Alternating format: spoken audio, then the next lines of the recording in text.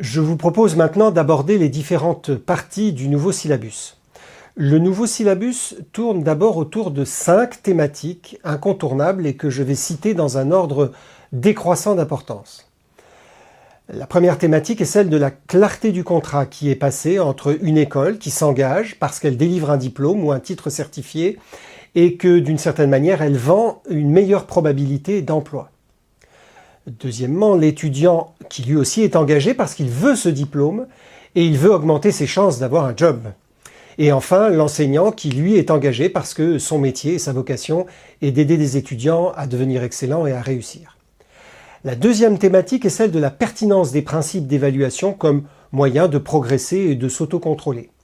La troisième thématique est celle des méthodes de transmission et d'innovation pédagogique au service de la satisfaction des étudiants, de leur persévérance aux études et de leur niveau réel de formation.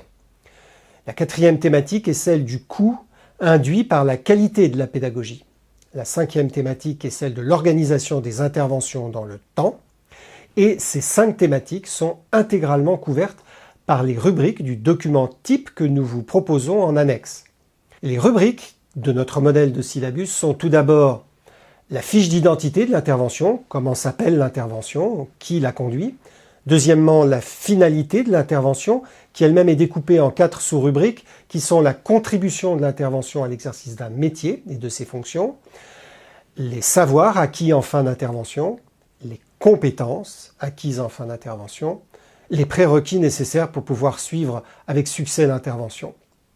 La troisième rubrique est celle de l'organisation pédagogique, qui elle-même est déclinée en 3 sous-parties, qui sont le format pédagogique, les méthodes pédagogiques et évidemment la table des matières, l'ancien syllabus.